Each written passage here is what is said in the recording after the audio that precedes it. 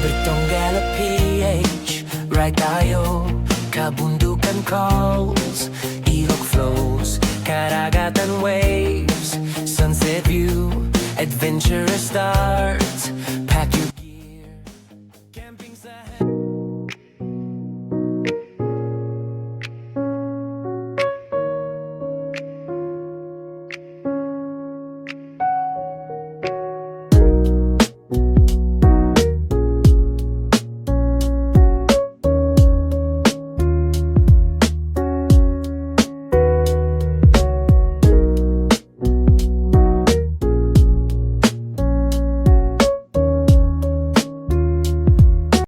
So ayun guys, welcome for today's video. At kung umaga nyo ito napanood, magandang umaga sa inyo. At kung gabi naman ay magandang gabi sa inyo mga guys. Ayun na tayo magkakamping. Papunta tayo ngayon ng San Roque, Sariaya, Quezon. So nandito tayo ngayon sa pahaba ng Ecotourism Road sa papuntang pagkain kayo ng San Juan papuntang Lucena, Ecotourism Road kahabaan. At pagkain naman kayo ng Lucena papuntang San Juan, eh makikita nyo pala itong aming second branch na Hans Flavor House. So kung mapapadaan kayo, pwede kayo dito kumain sa Hans Flavor House. Ayan. Ayan ang aming mga menu.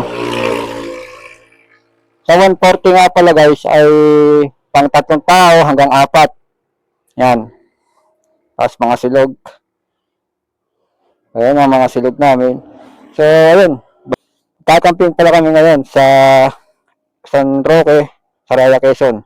Ang dala natin palang motor ay Honda Click. Kahit bundok nan ay kayang-kaya niyang akyatin. Ayan, oh. Ayan siya. So, ang karga niya pala ay nandito ang ating mga panlatag na tarp, tapos tent. Ayan, saka higaan. Tapos nandito ang ating mga panluto. Tapos rin naman ay sa ating kasama. Ayan, mga kasama natin yan sa ating camping. So, ayan. Honda Click ang ating ngayon. Honda Click 125 version 3. Kahit bundok guys ay kayang akyatin. Tapos ito pa pala, may karga pa tayong tubig. Yan. So tara, biyahe tayo. Tuloy na tayo sa biyahe. So magkita-kita lang tayo dyan guys.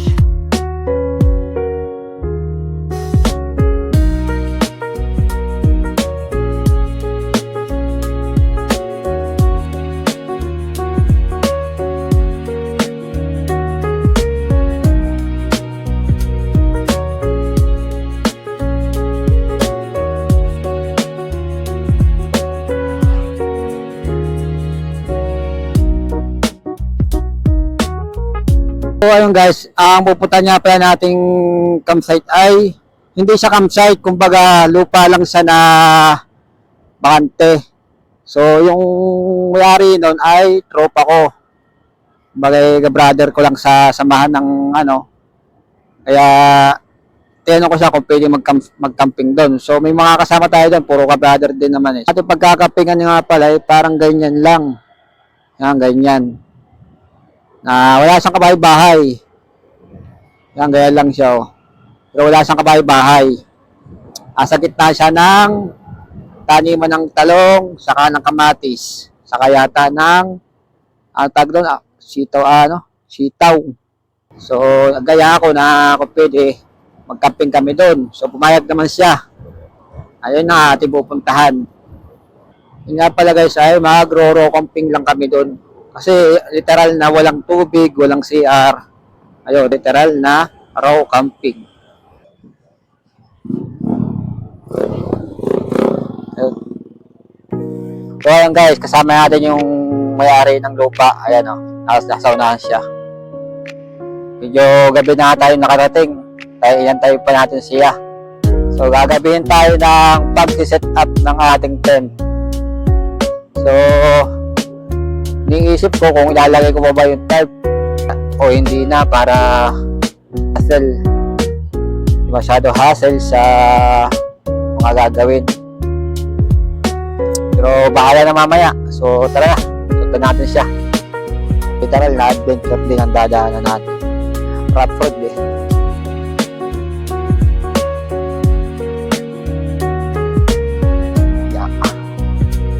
Grabe, yug-yug ang aking motor Yug-yug, sobrang bigat. Ayun guys, malapit na tayo sa ilog. Yung ilog na sinasabi ko, malapit na rin Ito ay, yan.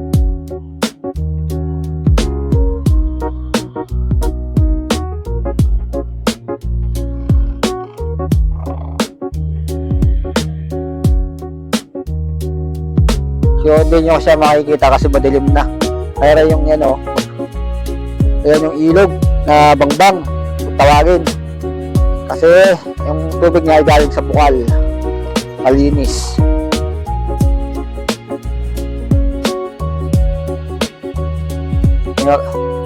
Tatay ko mamaya ng panghugas ng ating mga pagginagamitan ng pagkain.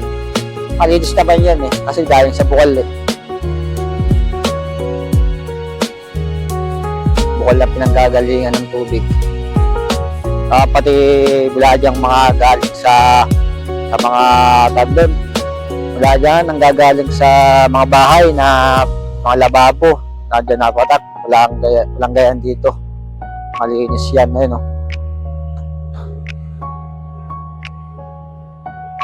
Kaya ako sinasabing irrigation kasi ginagamit siya dito sa palayan.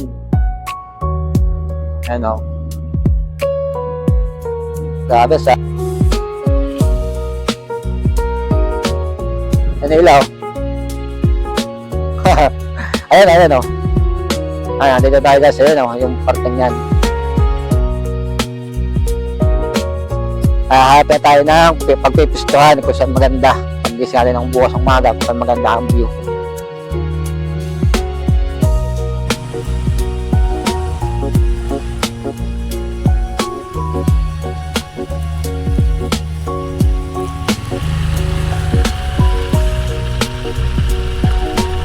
Dito na tayo pipisto dahil baka tayo mapatakan ng buko.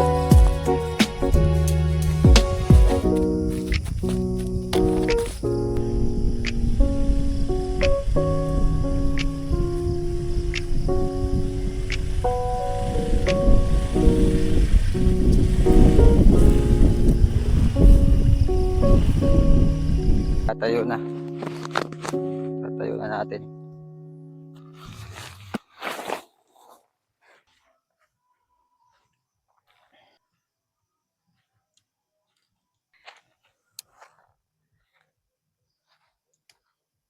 Hindi pa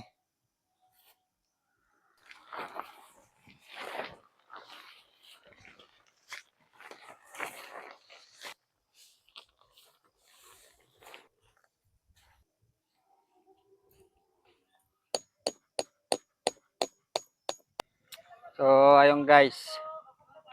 Bating nating mga kasama. Hindi tayo mag-solo dito. Akala ko kasi mag-solo tayo Akala ko mag-solo tayo. Yung pala, puti na, dumating sila. Ayan sila Ayan. Ito na part 2 ng aming pagkakamping. Yes! Again, part 2, man. Ayan sila Wala, dilim! Papa. May bumo! Mapakadilim talaga dito. Yo! Kapit lang ang gitara.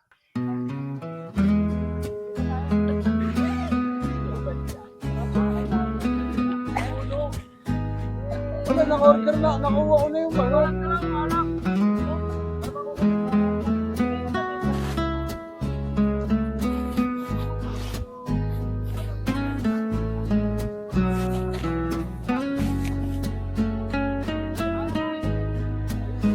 Hanggang ito na po siya. Oo. Ibindot lang. Ang ginagawa ko naman, nahangin ako muna sa para mas mabilis. Pagka gusto mong itigas, ayan, na rin. Tagal pagka Oo. Oo, bilis yun.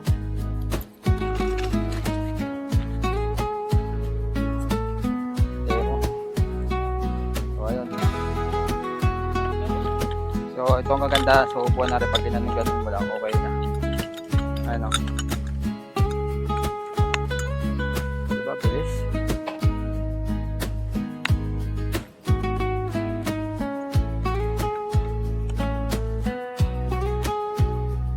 Oh, bilis. Ilang minuto lang.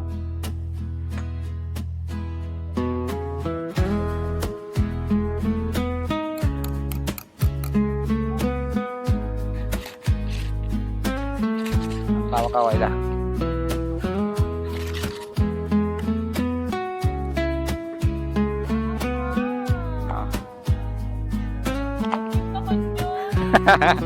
Oh, yan.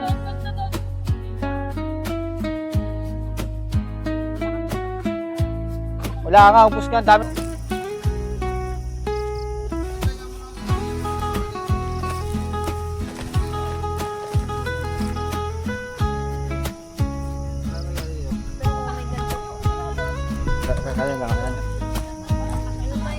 Siya muna guys ang ating paglulutuin at tayo busy pa eh. Ayan. Si Hipag.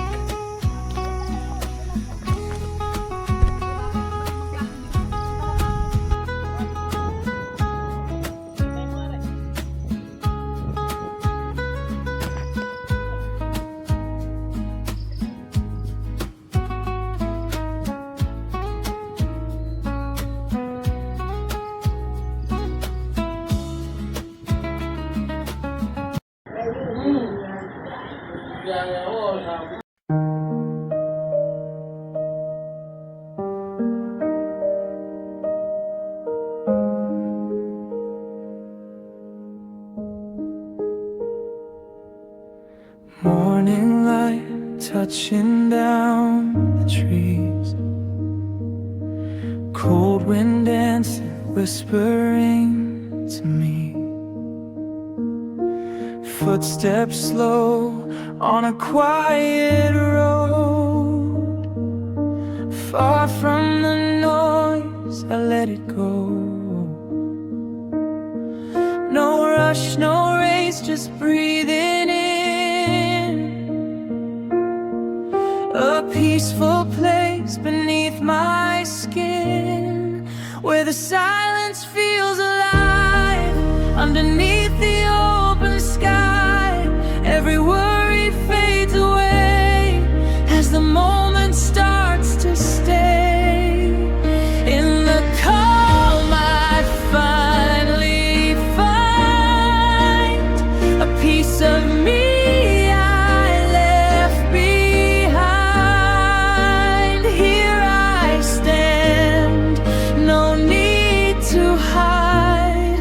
where the silence feels alive. Golden skies falling through the leaves. Simple life is all I need. Coffee warm with a mountain view. Every second feels so true. No past, no fear, just letting be. And this quiet world is healing me, where the silence feels alive underneath the open sky. Every worry fades away as the moment starts to stay.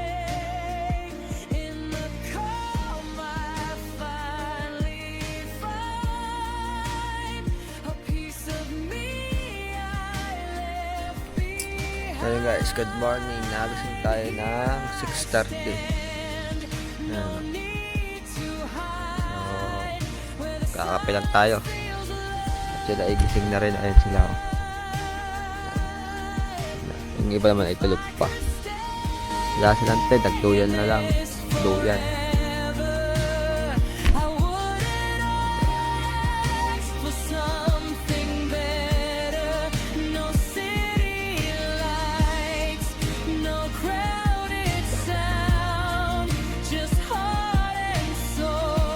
Dito, no?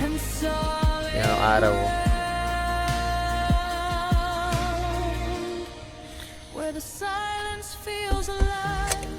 tayong kape. Underneath the open sky, every breath a softer wave. In this peace I choose to stay. In the calm I finally find a clearer heart, a quieter So chula kami dito. Yung tayo na ng aking hipag yung pag-electrip niya. satisfied, where the silence feels alive.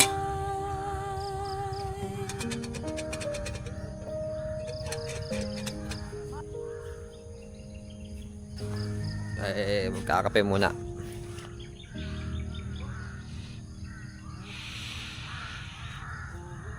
Pangit sa taas ng arena. Pag mainit ang, ang tubig, nakakapaso na yung pinakano niya. Labi. Ano yata, steel? Ano? Yang aluminum. Wala mo kutsara. Ha?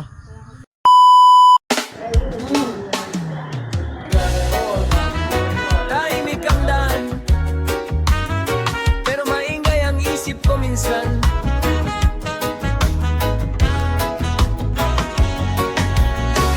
Naglakad mag-isa, bitbit ang kamera. Walang kasama pero okay lang talaga. Hangin sa paligid, parang kumakausap. Sinasabi sa'kin huminto ka, magpahinga ka. Dalan na payapa, walang sigawan. Mga puno lang ang aking kasabay sa lakaran. Simpleng sandali pero ang lalim ng tama.